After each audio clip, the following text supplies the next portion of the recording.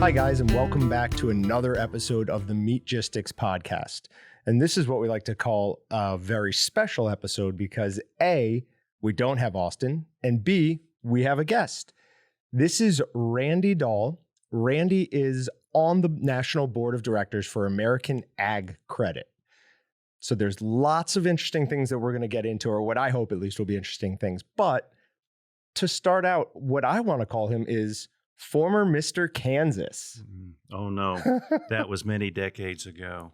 London, I'm going to have to do something when I get you home, I tell you. So if anyone recognized the last name, this is London, who has done our social media for a long time and is moving on to other position in the company.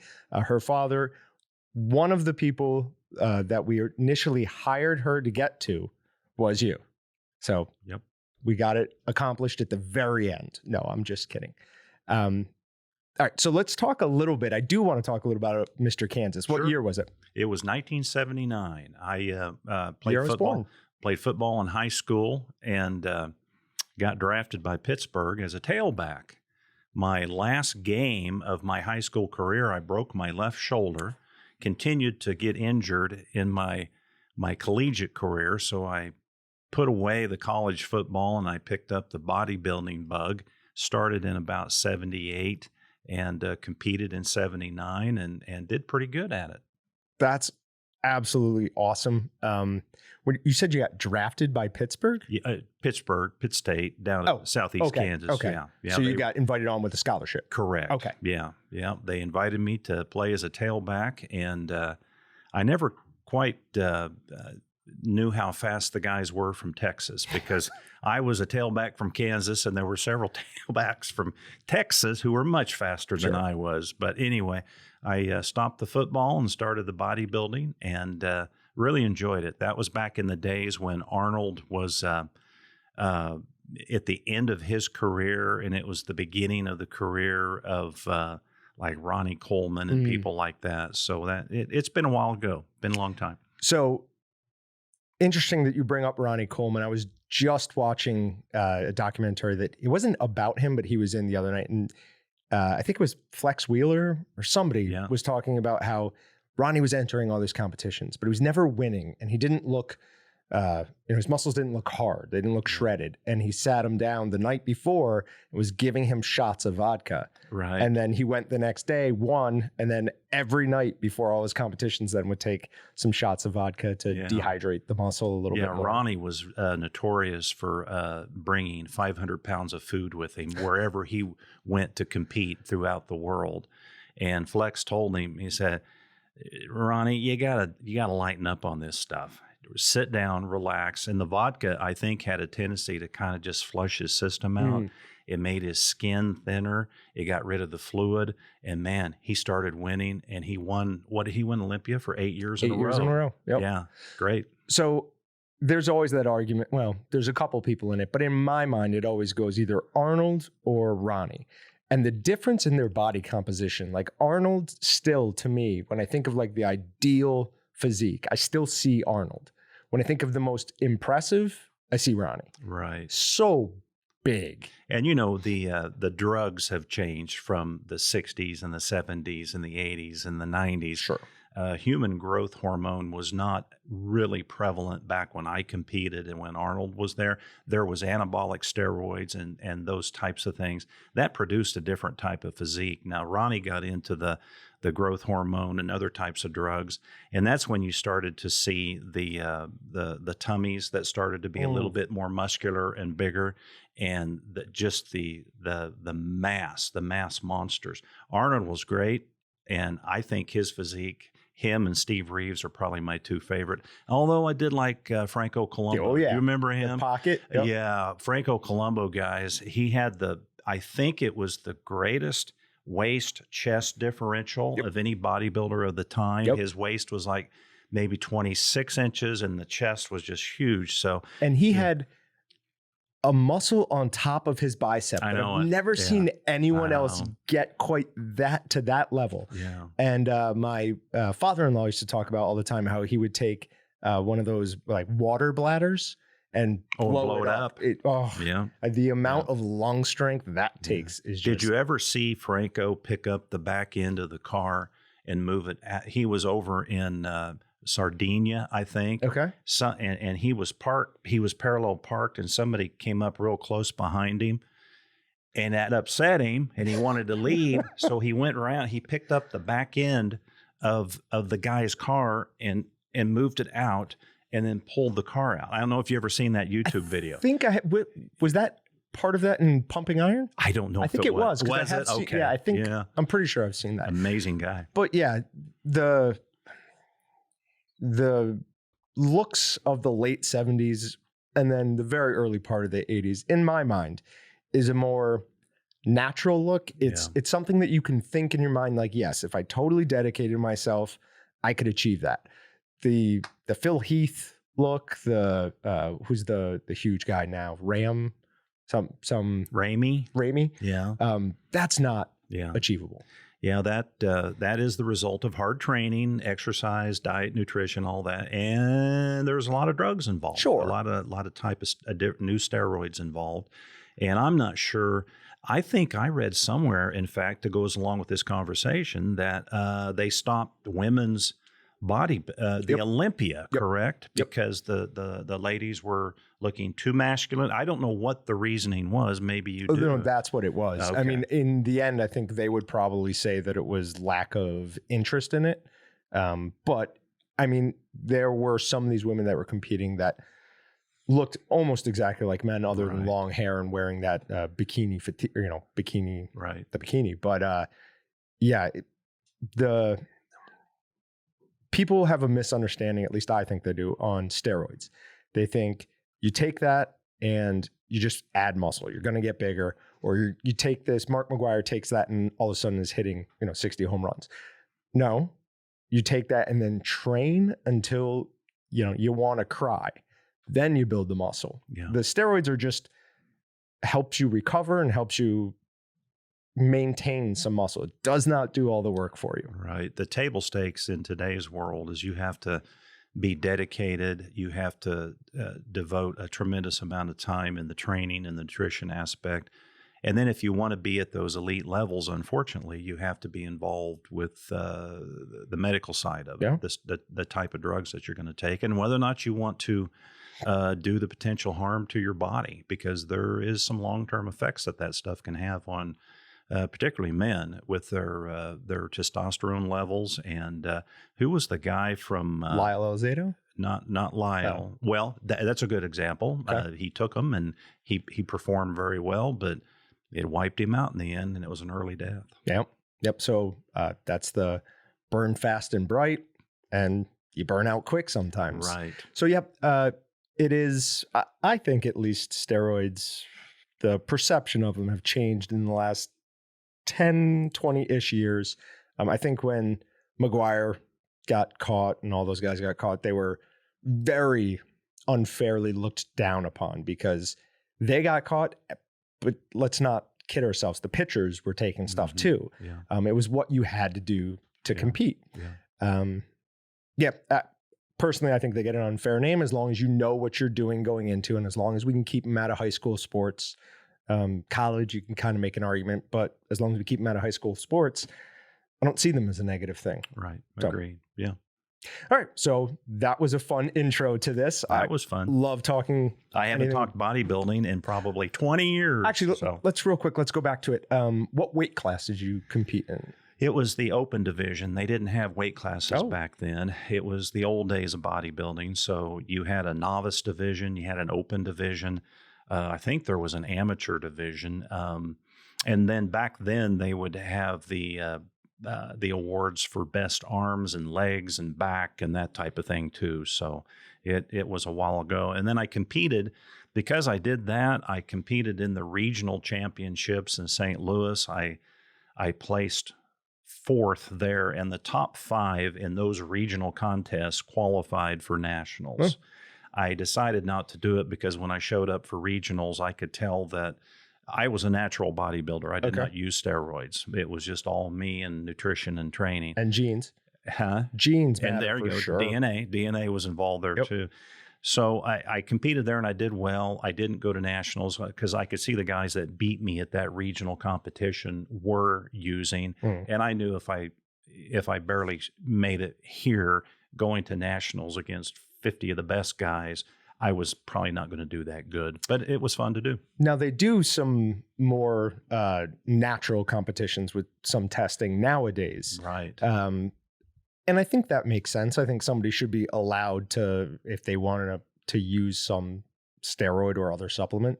But I do also very much agree that there needs to be a portion of it that is for natural athletes only. Right. Because just when my wife went, she's definitely all natural, and you could easily tell the difference in who was and who was not. Yeah. And that's very frustrating if you're trying to do it naturally, competing against people who have decided to use that advantage. And as long as that distinction is made between the people that want to use them, and that's a category and that's a competitive mode, and you choose not to, I think that's fine. If these people want to do it and they know the risks, go ahead and do it. And then that way you have this other opportunity for people to get involved in physical fitness, body health, training, bodybuilding, whatever you want to call it.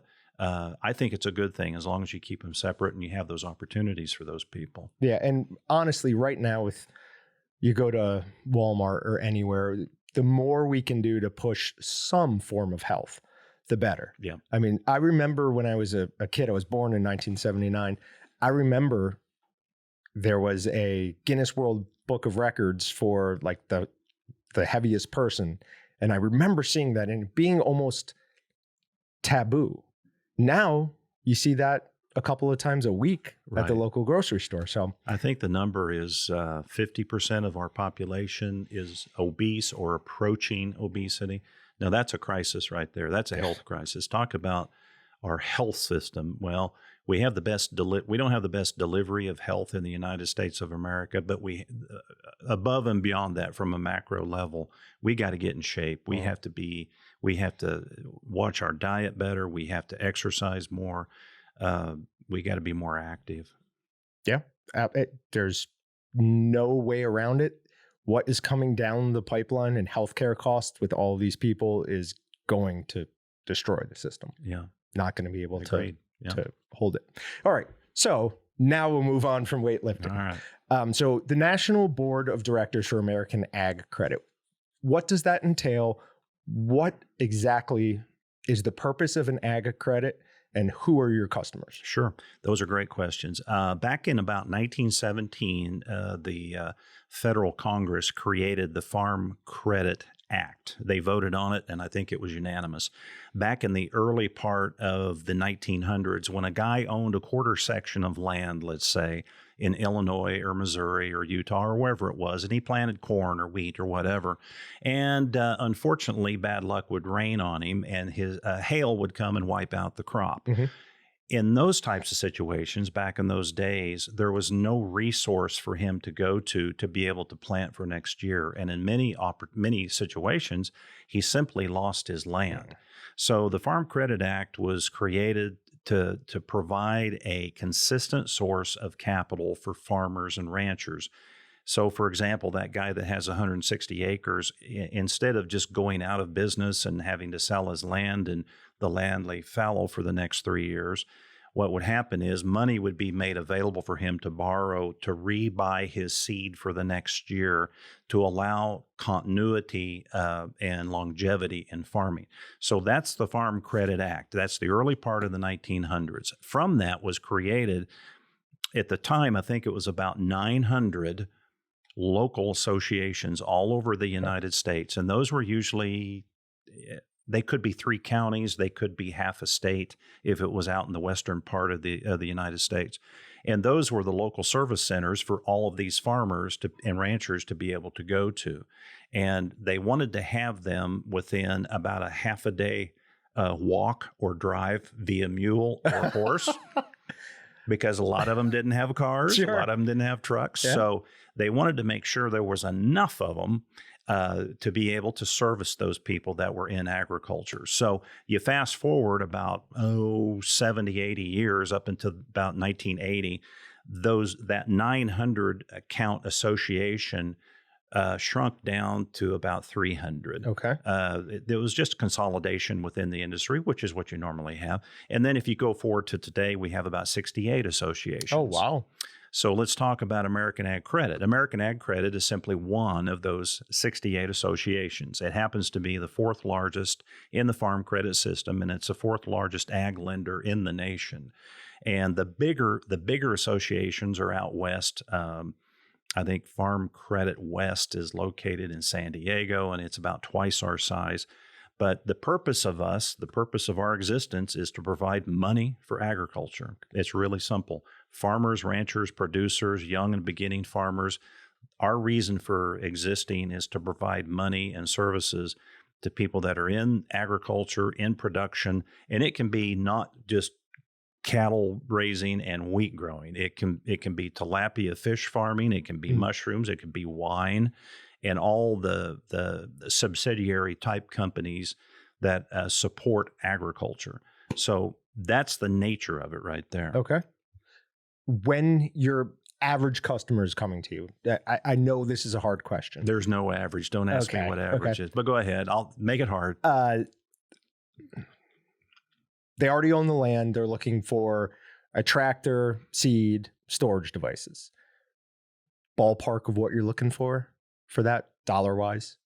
In terms of what now? Like, what is the dollar amount of the average loan that somebody's looking to get from you? That's John, that's an excellent question. And I'm going to respond to that by saying that some of the smallest loans we have are 20, 30, 50,000. Some of the largest loans are in the hundreds of millions. We do commercial type lending in the timber industry, for example. Those loans are usually originated by our association, and then we call share.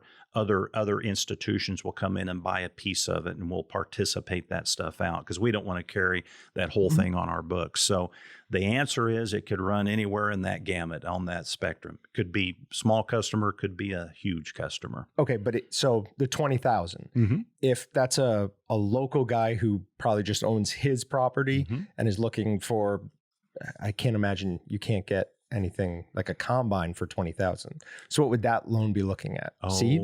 Yeah, you'd probably your small customers that we would probably put that in the young and beginning farmer, because back at the beginning of the 1900s we had 10 million farmers. In today's world we have 2 million. Okay, so we're shrinking. So most, even if it's smaller today, they're going to own quite a bit of land, quite a bit of equipment, and they'll have quite a bit of a need. So it's not uncommon to have a $250,000 line of credit for somebody that might even be doing it part-time. They might have their full-time job, and then their agriculture is what they do, quote unquote, on the weekends. It could be as high as $250,000. So ag credit, do you guys get involved with lobbying for things like subsidies? Unfortunately, we do. Okay. Yeah. Go ahead. You say unfortunately. Lobbying is another one of those things that gets a bad name. There are very good reasons to lobby. I mean, very good reasons. We just, from movies and certain news shows, we just hear it and immediately associate it with negative things. That's not always fair. Right. I assume you will back up what I just said? Yeah, I will agree with you 100%. And my tack on lobbying, unfortunately in this situation, is the most basic element of production in our country is agriculture. Everything's built on that because everybody has to eat a couple of times a day. Agriculture is anything that produces food and fiber for our nation to grow. So it's so fundamental. You would think there wouldn't be any politics involved with that. Oh, yeah, I want to eat today. What's political about that? So that's how I'm referring to it. No, lobbying is simply communicating with other human beings about what you want. Hey, John, I want this grill. When I go out, I'm going to buy. I'm lobbying you. The unfortunate part is when we get into the federal level, which the farm credit system, unfortunately, it is federal by nature. It's national by nature. The politicians get involved in it. There's a board called the FCA board, Farm Credit Administration Board. Those three people are appointed by the president. So by nature, it's going to be political.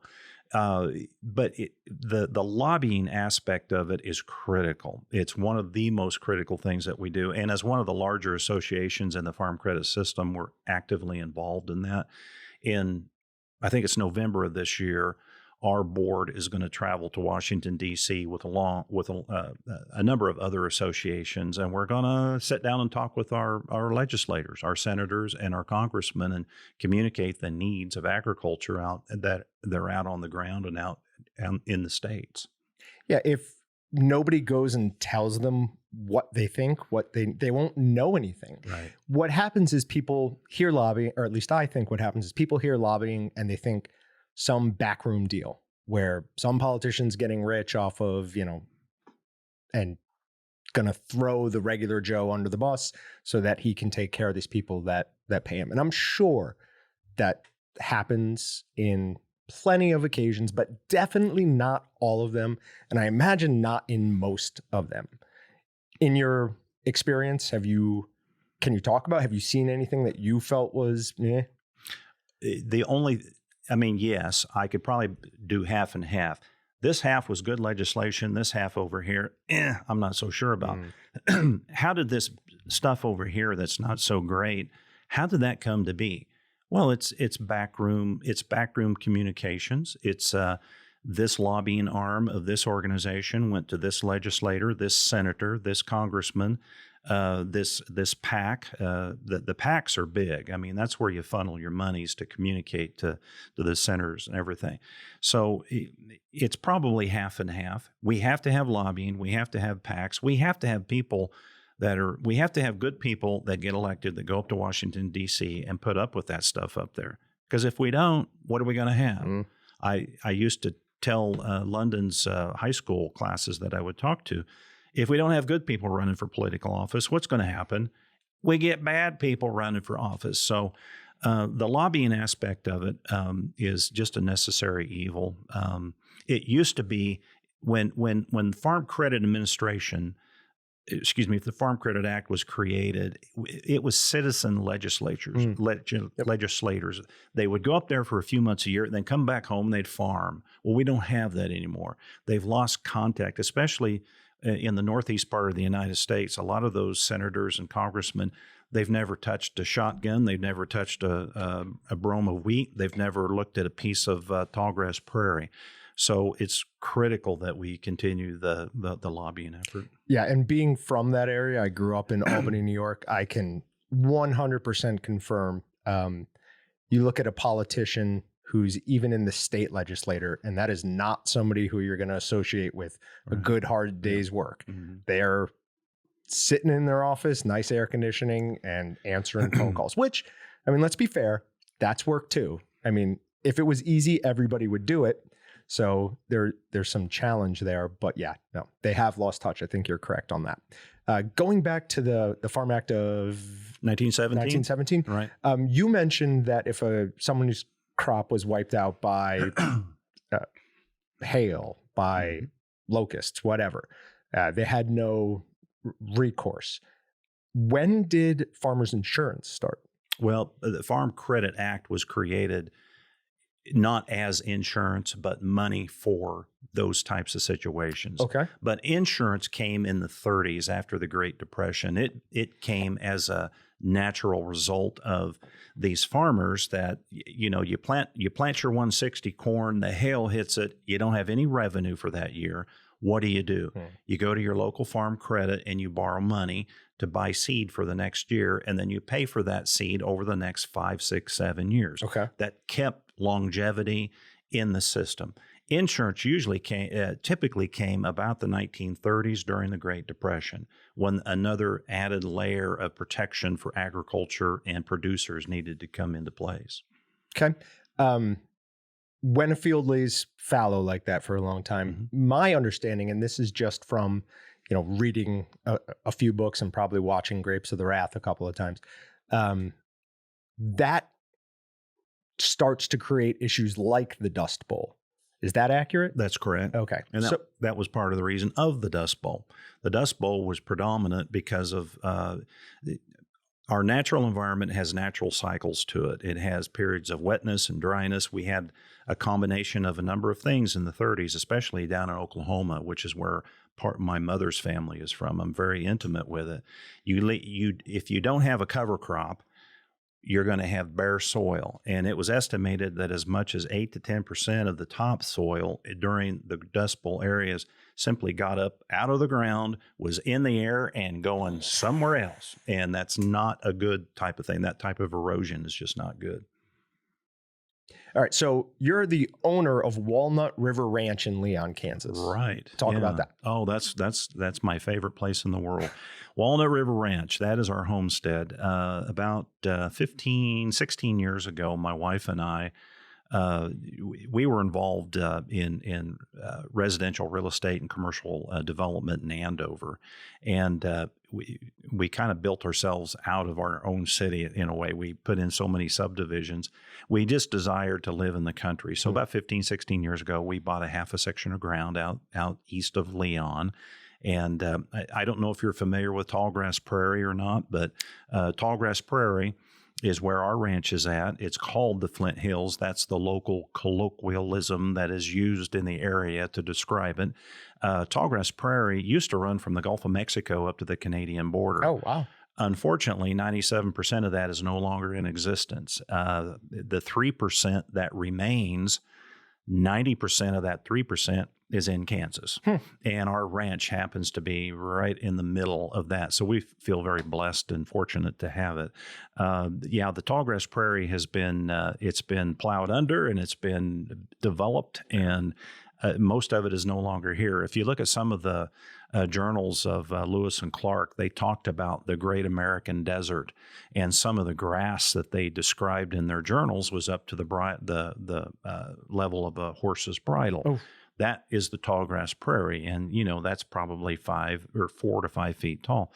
That's what it used to look like. Now you can still get a little bit of that up in Chase County and Greenwood County. Even on our property, we'll have some. In good years, we'll have some 6-foot grass, and that's about as tall as me. But the Walnut River Ranch is where our homestead is at, and that's where we do our deer hunting and our quail hunting and our turkey hunting. And shed hunting. London has shown numerous impressive sheds. London is got the record of the largest set of antlers found on the ranch. I think a friend of hers measured it. What was it? 175. Oof. It was a 175. It's just huge. And she's outdone all the guys that come out. My brother and myself and my son-in-law. So speaking of the size of things on your ranch, we need to go the other way. Sure. The smallest thing on your ranch. London has Secretariat. Secretariat the horse. Now that is, what do they call that? A play on words or whatever. Secretariat, the most famous racing horse in the world.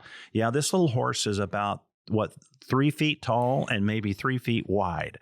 But the granddaughters love that. Oh, of course. They just love it. How could you not? They just pet it. It's like a big dog. And London does great with horses. She's been involved in horses since she was 6 or 7 years old. She's won a bunch of stuff. She's probably never said that, but she's the horse person. And little Secretariat is a great little horse. She hasn't said this. What did she win? Let's see. She's won a bunch of blankets, and she's won a bunch of ribbons. And back in the early days, when London was maybe 8, 9, 10 years of age, we would load up and take her horses over to the Eureka Rodeo Grounds, which is over in Greenwood County.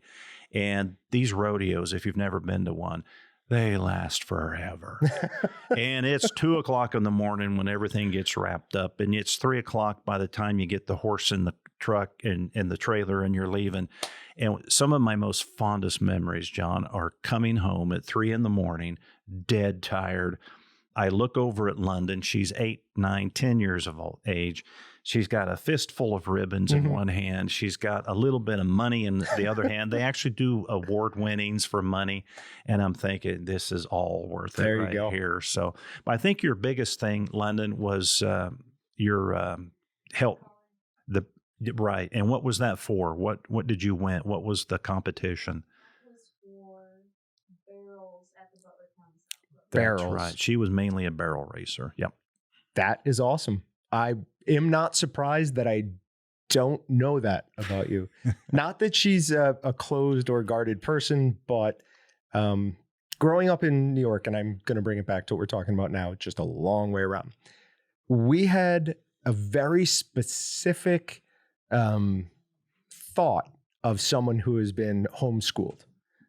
Oh, okay. Your daughter, in my mind, is the best advertisement for homeschooling that money couldn't buy. Right. I mean, I wish she wasn't in the room. I'd say nicer things.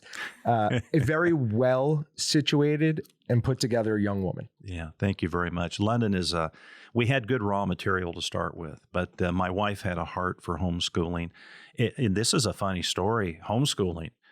When my wife walked in the room and said, honey, I think we're going to homeschool. I'm going, no, we're not, because I didn't want that type of kid that had no social skills and that kind of walked around in overalls and maybe had long hair. I didn't want that. And she gave me a book. She gave me a book of 10 homeschooling families, and I read that book, and I was convinced completely and totally. And I think when London and Lauren are in their 30s and 40s, they'll have a greater appreciation for the homeschooling that they received, because what they received was this. Had they been in a public school, what they would have got is this. And London was able to be involved in volleyball. I don't know if you know, but London is an all-state volleyball player. She was all-conference 4 years. She was a beast. She was recruited by Emporia State. She went to Friends University on a scholarship. And she had opportunities to do lots of other things she would not have had she been in a public environment. So thank you for that. That's a nice comment. And that's all the extra things that she got to do that says nothing of avoiding all the negatives. Right. So in my mind, I mean, I know it's not possible for everybody, and I don't have children, and I know it's not possible for everybody, but wow, what an amazing thing to be able to do. When homeschooling is done right, and most of the parents that do engage that, they do it right, the well-roundedness and the politeness and the worldview is just so much greater than what you get in the more narrow environment. And I'm not speaking negatively about public school. I'm not going to ever do that. But the public school system in the United States of today is designed primarily for the teachers and the administrators, and the students are a clear third in that process. So, not speaking negatively about it, but it's just different now than when you and I went to school. So, yeah. And speaking of, since we're talking about teaching, you are or were an adjunct professor for Southwestern College, Butler County Community College, Oklahoma Wesleyan University, and you taught strategic planning and economics. Correct. And I still do that. Oh, you still do that? Yeah, I still do that today. Okay. Yeah. How often are you teaching? Every day. Really? I am an online instructor. Okay. I am what's called a cyber professor. And I've been doing it since 2005. So I'm one of the early adopters of the technology of delivering post-secondary education. Back in those days, back in the early part of the 2000s, the mid-2000s, brick and mortar institutions looked at that and they thought, yeah, that ain't ever going to work. Yep. Well, today it's probably half of all delivery, especially since COVID of last year. Everything went to Zoom. Mm-hmm. Well, that's basically what we've been doing since the mid-2000s with our professional studies program at Southwestern College. Okay. That's the one you're still teaching at? Well, yeah, that and Butler. All three. All three? Yeah, I still do all three. Yeah. And you're still on the board of the Ag Credit? I'm still on the board of directors of American Ag Credit and also on the board of directors for Farm Credit Council Services in Denver. So you're not somebody who likes a bunch of free time? I don't know what free time is. When I got married, my wife taught me how to take a nap. I did not know how to do that. So, on your land out there, you talked deer. Mm-hmm. Do we do any other type of hunting? Do you get turkeys out there? We have a lot of turkeys. We have a fairly unique geography out there in that if you look at the maps from the biologists, we have the Merriam turkey and the eastern wild turkey. which are two different subspecies, I guess. It's a little bit more than my little brain can handle. But anyway, if you look at our ranch, both of those species are present there. I don't know how to tell the difference between the two. When we see a turkey, we shoot it and then we eat it. We'll smoke it and then we'll eat it. That'll be about it. So we have turkeys. We have a really good quail population. I don't know if you've talked about quail much in your Here podcast. and there, but The quail population in the United States, every region is different, but in the Midwest, it peaked in the 80s, and then for about 30 years, it just went away. There were people, when I served on the cabinet for the state of Kansas on the Wildlife and Parks Commission, there would be younger men coming to the meetings saying, I've never had an opportunity to hunt quail. I've never seen a wild quail, and it just blew my mind. Anyway, the quail was down for many, many years. The last 5, 6, 7 years, it started to come back up again. It's not like the old days. Right. But out in our ranch, we have a good quail population, and I hunt them every year. Yeah, we've got our showroom manager and his predecessor are both enormous quail hunters. They absolutely love it. Yeah. The hunting experience of it is part of that, but they love eating it. Oh, yeah. Now, so we do some advertising. We're a national sponsor for Pheasants Forever and Quails Forever. Mm-hmm. So both great organizations. But by far, my favorite bird now is goose. Goose? I make sausage out of it that's better than anything else. Yeah. Like, unless it's pork or beef, the third best one that we've used, in my opinion, is goose. It's just great color, great texture, awesome taste. Like, that bird has everything going for it. Now, you absolutely have to add some pork fat. You can't try and run it just with the goose and its fat. That's not going to get you anywhere. But you add some pork fat and oof, that stuff is awesome. Bonus to it, I despise geese. They chased me around when I was a kid, and I've hated them ever since. That's why you shoot them out of the sky. Just get them all gone. We have one of the owners of this company is married to the local chief of police daughter, and he's right in my backyard. I mean, I can almost throw a rock and hit the police station. And I've asked him many times, like, what is the reaction going to be if I was to run her? And he's just like, no, stop right there. Nope. He's like, don't even think about it. Don't do it. I wanted to bow hunt. I've got grass carp. I've got like a 3 to 4 acre pond, and I've got grass carp in my pond that look like alligator tails. Yeah. And I wanted to bow hunt them. So I asked him, like, what would happen? He's like, oh no, we'd be right over there. It's like, you cannot do that within city limits. Oh. So that's why I'm dying to get something like you've got. Not because I've seen it from Google Maps. Mm-hmm.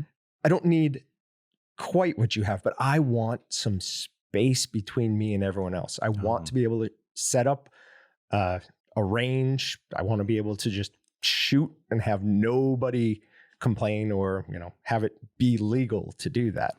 So you are in some ways living my dream. Well, you need to come on out and take part of that dream sometime. You're very welcome. Well, I talked to London. I've got 2 nieces and a nephew who now live in Kansas City. I had moved out here, and one day I got a call from my sister, and she said, so what's Kansas like? And I'm like, it's amazing. Are you thinking about coming? And she's like, yep. Her husband works for Clark Construction. They got brought in to do, I think, Kansas University, some dorm redos. And they were only going to stay here 2 years. That was it. Hard back to DC. She was here maybe 6, 7 months. And she's like, okay. It's like, I see. I get why you always talk about this place. Yeah. The people in Kansas are incredibly friendly. I've lived all over the country, New York, Boston, Virginia, Texas, a couple places in Texas. Kansas is my favorite. Back in my early days, I was with the PepsiCo Corporation, which is out of Purchase, New York. You might be familiar with it being up. Okay. Yep. Well, they purchased the Pizza Hut organization. And as you probably know, Wichita is an entrepreneurial capital of, we like to think, of the world. And Pizza Hut started here with Frank and Dan Carney. So I went to work for them. And the corporate offices used to be, just right down the road here. We would get lots of people that would come in from Purchase and from Albany and from generally back east to work at the corporate office, because this was the corporate headquarters of Pizza Hut. Mm-hmm. Okay, so you would have this very interesting blend of people from back east and then the people that were local that moved up in their careers, and the blending of those. Sometimes you butted heads a little bit, but the biggest thing that I heard from the folks back east was, this is a great place to raise a family because the people are so nice and everything is very high quality and a little bit more laid back. So, yeah, it confirms even back then what you're saying right now. Yeah, and the laid back cannot be overstated. Even just walking speed, it took me a long time to get a little bit slower here because I'd be walking right past everybody. Yeah. And it's just a more enjoyable way of life. Mm-hmm. Plus, your money goes a little bit farther. Mm-hmm. So I don't know if it's statistically safer, but it definitely feels it. I would imagine it is. We have board members of our board of directors on American Ag Credit. We go from Hawaii to Kansas, and we have directors from all those areas. Some of the directors that are from California and have been there all their lives, they have their operations in and around San Francisco. They say it's getting tough to be in agriculture because a lot of the crime and just the political environment in general. But it's agriculture out there is not like agriculture here. We have one of the best places. I don't want anybody to hear this, but Kansas is one of the best places to live. So Don't come. Stay where you're at. So you're saying out there they're having problems with crime in agriculture? Yeah, an example would be maybe a strawberry farm that we toured a couple of years ago. It's not uncommon to have an 80-acre strawberry farm, and then right across the road you might have some commercial development. There's 40 million people in California, and there's probably another maybe 10 or 15 that are illegal, not registered. So there might be 50 million people running all around. And some of them, it's not uncommon just to walk into your fields and start taking strawberries. Now, that's the type of crime that you're talking about. But, that's the livelihood of those types of people that grow those crops. So if somebody walks into your strawberry field and they start to take stuff, that's a theft, that's a crime out there. Sure. So. And not only that, I mean, you might think, oh, who cares? It's some strawberries. But the 2 points are what you just said, that's their livelihood. And B, if it's the type of person who's going to walk on someone's property and take something that's not theirs, what else won't they do? What won't they stop at? That's the key. Yep. Yeah, land out there in certain areas can be upwards of $50,000 per acre. It's just unreal. And I think there's some wine country land that's even 10 times that. But that land is valuable. We go out and walk on our land out there. It's just a different mentality out there. For sure. I mean, I'm sure it's got many positive parts to it. I mean, it's supposed to be beautiful. San Diego, from everything I hear, has the perfect weather. Yeah. But it's just like anything else. There's trade-offs with that. Right. Now, you said you brought up a winery, and you said the Ag Credit does some stuff with wine. Right. Do you have an idea of like the largest vineyards that you guys are involved with? No, I don't. Okay. We have many. There are many. The headquarters for American Ag Credit is located in Santa Rosa, California, and that's kind of in the northern part of the state. It's north of San Francisco, and it's right in the heart of wine country. Okay. That's the place that people take the tours and they take their vacations, and they go to different wineries and taste the wine and have the cheese and that type of thing. So we are right in the heart of it. I think we are involved with hundreds and hundreds of wineries. We have some famous wineries. Unfortunately, I am not that well educated on great wines and average wines. It just takes years of dedication and education for that. So being able to speak to a specific one, I wouldn't be able to help there. The only two things I know about wine is you generally can't tell the difference between an $8 bottle and a $50 bottle. And it's one of those weird plants where the more you stress it, the better wine apparently it produces. We get wine sent to us every Christmas from California for some of our producers out there, And Lennon can tell you it kind of collects on the kitchen in the kitchen area because we don't drink it. Okay. We're just not knowledgeable about Sure. it. We feel kind of guilty because this must be really nice wine.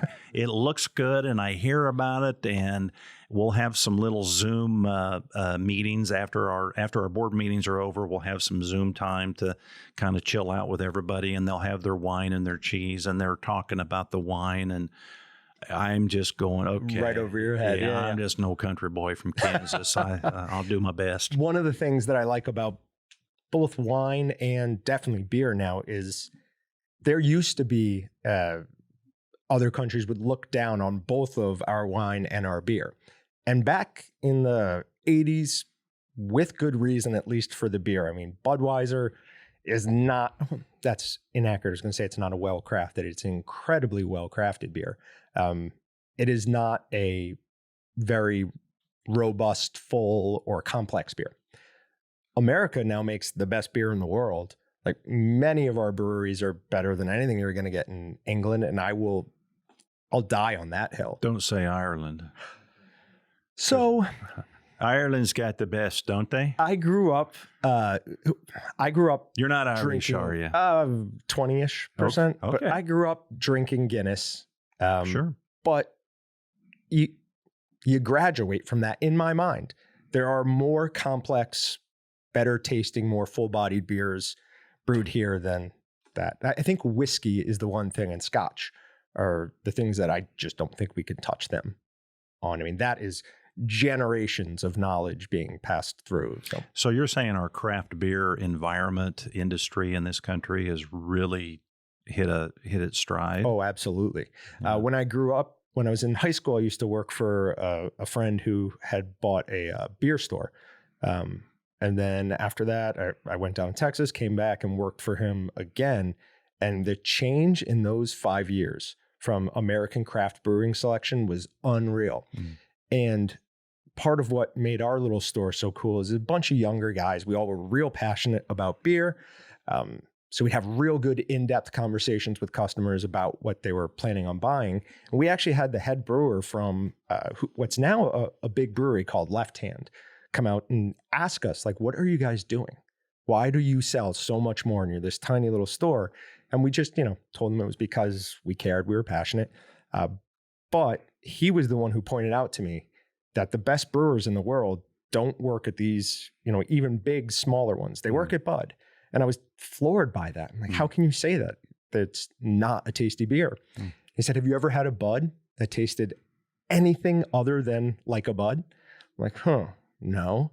And he was saying, in the quantities that they do that, it's so incredibly difficult. And it makes sense. But yeah. I'm afraid my beer connoisseur level is not near what yours is. My fondest memory of beer is my grandmother had a Mexican restaurant down here in Wichita. And do you remember John Denver? Everybody knows John Denver. Okay. Oh. John Denver is my grandmother cooked for John Denver when he came to Wichita to learn how to fly. Anyway, my grandmother would make this authentic Mexican stuff, and her hush puppies, people would drive half across the state. And you know what she put into the hush puppies, right? Coors beer. And I remember specifically when I was a boy watching her, she would be making that big mash. She'd be drinking a little bit of that Coors beer, and then she'd pour a little bit in and keep right on stirring. The best hush puppies in the world. The Coors, they probably didn't even have Coors Light back then. It was the Coors Banquet beer. It was banquet beer. Yep. Yes. Yep. All right. So let's talk about this. Something very near and dear to my heart. Grew up on these things, G.I. Joes. G.I. Joe, man. It's the boys' toy of the 60s and 70s and 80s. And here's one of them right here. So you have... We'll put a picture of this up so everybody can see it. But you have what can only be described as a bunker full of memorabilia, toys. I mean, I see all kinds of things in here. How did that start? Well, it was Christmas morning, 1968 is when it first started. As most boys and girls, Christmas when they're young is a magic time. 68, I woke up, ran in under the Christmas tree. What's there? Not one G.I. Joe, but 8 G.I. Joes. My dad was kind of a completist, and he bought me one of everything. That's how it all got started. And I was I was just enamored with it, fascinated with it. I played with it all the time, as most boys did in the 60s. I think it was the number one boys' toy all the way up to like 1990 or something like that. So that's how it all started.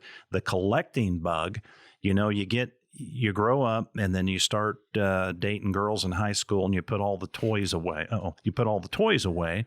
And then you get into your 30s and you start to get a little bit reminiscent about the old days. So about 1992, there was an ad in the Wichita paper.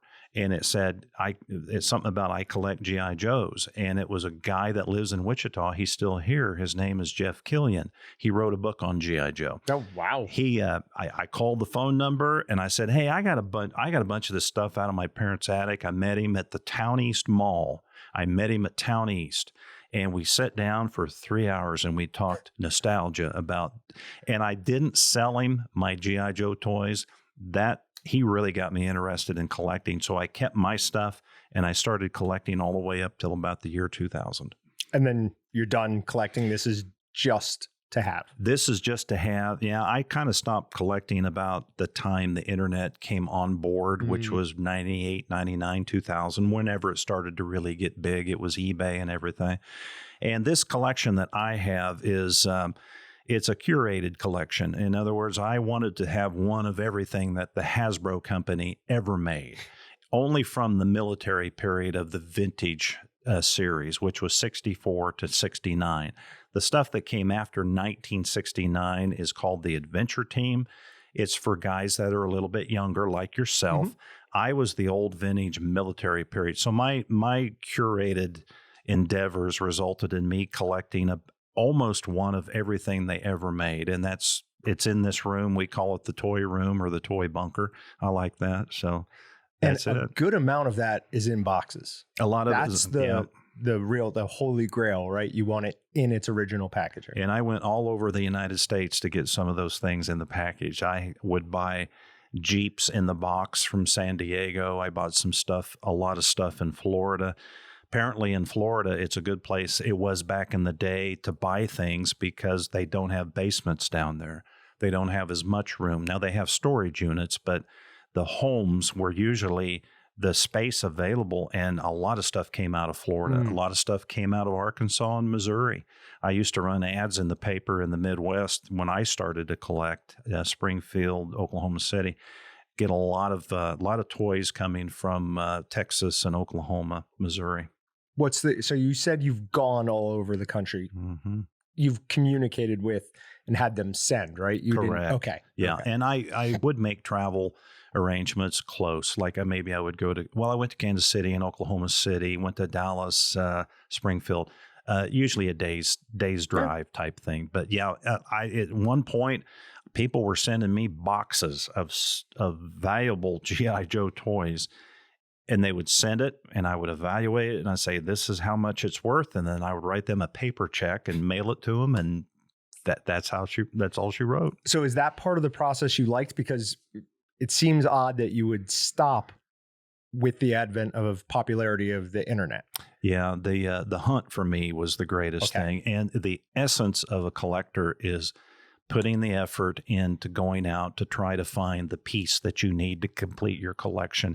The internet and eBay made it so simple and so easy. The piece that I had to look for 4 or 5 years to find was, now there was 3 of them on eBay, and that's okay. There's nothing wrong with that, but that took kind of the magic out. And by about the year 2000, I had almost one of everything that Hasbro ever made. I started to sell off chunks of my collection to other dealers. So what you're seeing right here is about a third of what I had. Okay. I could have filled up 3 bunkers, but I sold a lot of that stuff just to acquire new pieces. Do you have like a clear number one favorite, or are they all special in their own way? Oh, you've got your clear. Oh, you brought your clear number one favorite. Number one favorite right here. This is Retro Friday, guys. All you guys that are 50, 60 years old, you're going to remember this. Can we demonstrate? Absolutely. Okay, this is technology from the 1960s, okay? This is not just G.I. Joe. This is talking Action Marine, okay? So we remove that, and then I don't know if you can visually see that, but he says about 5 or 6 or 7 different things, and they're all delineated over here. Okay. And trying to find one of these today where the talker still works is very difficult. They usually get wiped out. Little boys throw their G.I. Joes off of roofs and they put them in water. You didn't do anything like that, did you? Yeah, but we had the more modern ones. You had the small ones? Small ones. You bet, the 3 3/4. Okay. So I don't know if we can hear this, but we'll go ahead and we'll do 1960s technology right here. So let's listen. Let's see what he says.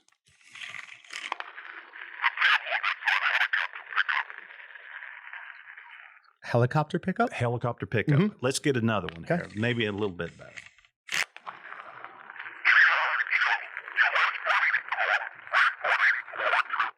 I heard U.S. Marine Corps. Reporting for duty. Reporting for duty, okay. Yeah, so this is my favorite right there. In fact, this was one that was my dad bought for me in 1968, and I still have it. So that's never left your possession? Never left my possession. Awesome. Yeah, this is an original guy right here. So, and I have about probably in the neighborhood of 150 of these figures, not all in boxes, but maybe 150 figures altogether, and all the accessories and the vehicles in the boxes and that type of thing. So, yeah. Do you have a favorite vehicle? I got to imagine you got a Jeep. Yeah, you got to go with the Desert Patrol Jeep. Okay. Yeah, it was the regular G.I. Joe Jeep was a big green thing. Yep. And the Desert Patrol Jeep came out in 1967, and it was 1 year only, and it was Desert Tan. It was the original tan, the desert stuff. And it had a little gun, and it had a really cool trailer on it. That was my favorite. That's awesome. I many times have wished that I did not get rid of all of my G.I. Joes. When I got to a certain age, I gave them all to a younger neighbor of mine. Yeah. And I mean, that was, I don't know how many figures, but I had dozens and dozens of figures. I had not all sorts, but I had vehicles. And there is a good part of me that wishes I still had those. So you can start collecting those. Those are still available. But as you said, there's not a challenge to that. It's got, to me, you have to have a hunt involved and some effort. Just going online to buy what you need, that there's no magic in that. Right. Then you're just spending money. Exactly. Yep. And I can do better things with that money. There you go. We do have our customer service manager is a huge G.I. Joe head, like bigger than I. He's got tons of the smaller, what you call them, 3 3/4? 3 3/4. 3 3/4 ones. Yeah. And it is fun just to go look at those and be like, wow, I remember. Does he have those mint on card, or are they all loose? No, I'm pretty sure they're all loose. Okay. Because at least the ones that he brings in are usually on a stand, but out of the box. Yeah. Okay. So, yeah. And feel free to not want to answer this. Have you ever had your collection valued? I am a financial planner by trade. Okay. So numbers have always been a very natural thing for me. I track the value of my collection from the very first piece. In fact, I still have the Excel spreadsheets that it came on. I'm really a nerd when it comes to that kind of stuff.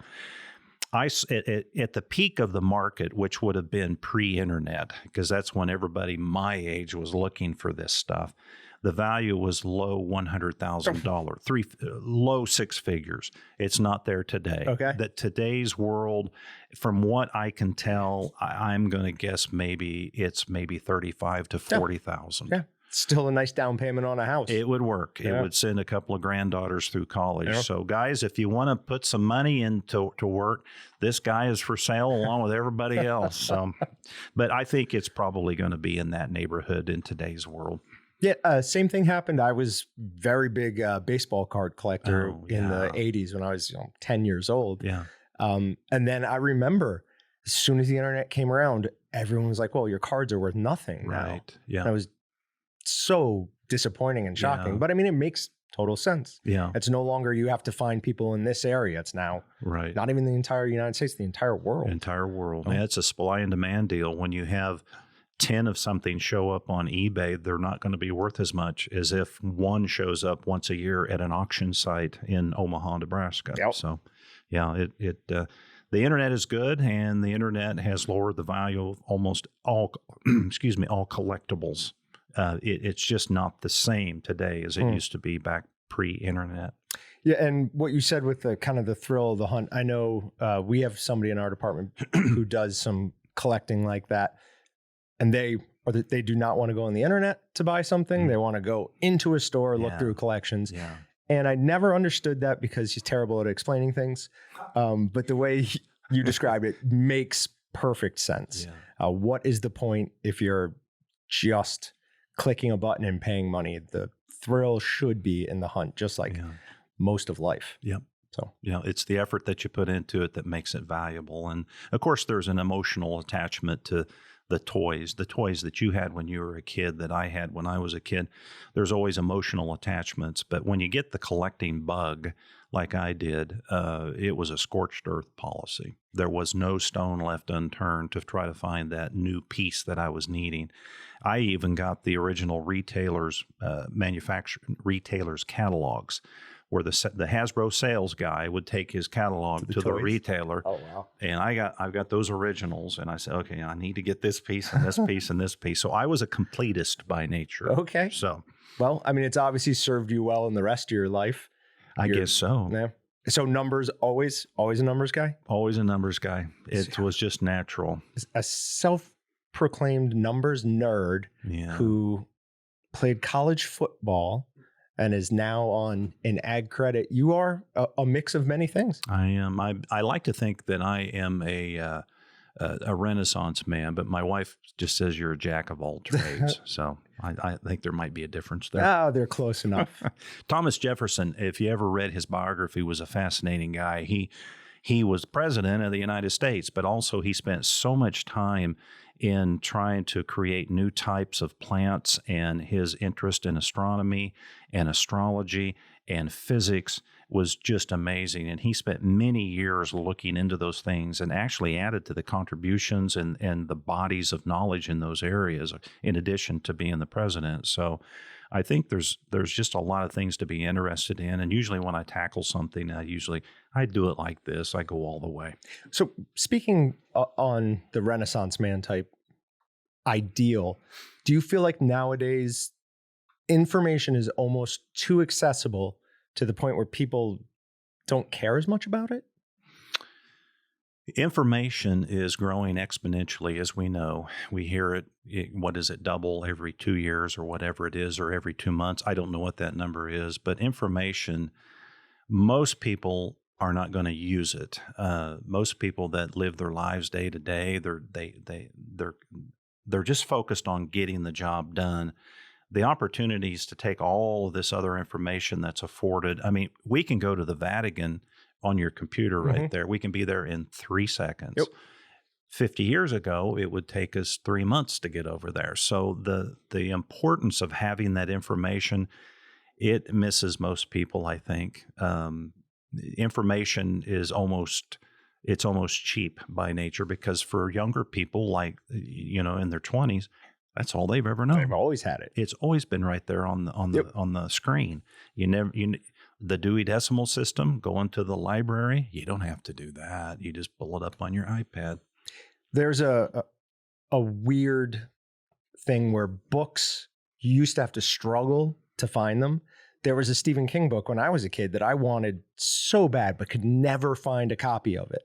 And now, if you want that, you don't even have to buy it and have it shipped to you. You just download it to an app. Yeah. There's no way that you can convince me that matters as much to somebody who just downloads and reads it than me finally finding that, bringing it home, treasuring it, and reading it. I mean, it just matters more. Yeah. Yeah, information, the internet is great. The information that it provides, as long as you do something with it. But my fear is that the young adults that are in their 20s that are graduating college, if they don't use that for the better good, then what's the point of it? What is the purpose of it? But that's just philosophical meanderings on my part. But I wish that was available back when I was a kid. Can you imagine if you and I were in grade school or high school and we had the technology? Sure. What would we be doing today? There was just, for me, I've always had a natural hunger and a lust for new information and new things. I always wanted to turn over that next rock in the stream bed to see what was there. What could I have done with the internet? What could you have done with the internet? Well, the one thing, back in Thomas Jefferson, those times, there was more to discover. Now it feels like we've discovered so much stuff that to truly discover something new, you have to get so specialized and tiny into this little field. Been there, done that.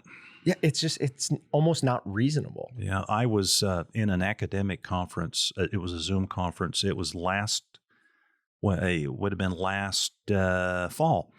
And there was a presentation by 2 or 3 people that actually have degrees in some type of, now, if any of you are librarians out there, I'm not down on librarians, but it was online e-library, and it wasn't just a degree in that, but it was a real special narrow element of e-library that these people were magic in. They knew more than anything, but it was such a narrow window of life. I don't know what the application is for most common people. Mm-hmm. Maybe they can make it with that, but I think you're right. I think it's a valid point. It's almost so specialized. What are you going to do with it? I like the Renaissance man concept. I like looking at a lot of different things in life and trying to be successful at a few of them. That's a great way to try to live your life, in my opinion, at least. Yeah. Yeah. Do you have anything else you want to talk about as far as ag credit or? Ag credit? No, I don't think so. We pretty much covered it. We went history up to the current. So these tend to be my favorite podcasts where we just kind of meander off topic. I think a couple of weeks ago we were talking philosophy. This was an awesome conversation. I very much enjoyed it. You were absolutely welcome back. Well, great. Happy Friday to everybody. And John, it's been great. You're a great host to have here too. London, thank you for inviting me too. Appreciate it. That's awesome. Guys, remember to like, comment, subscribe if you're watching on YouTube, or like it and leave a review on whatever you're listening to the podcast on. Thanks a lot. And we'll see you in a week. Thanks for checking out the Meatgistics podcast. To shop everything but the meat, head on over to waltonsinc.com. And to get your meat processing questions answered by experts and enthusiasts alike, head on over to our online community at meatgistics.com. Walton's, everything but the meat.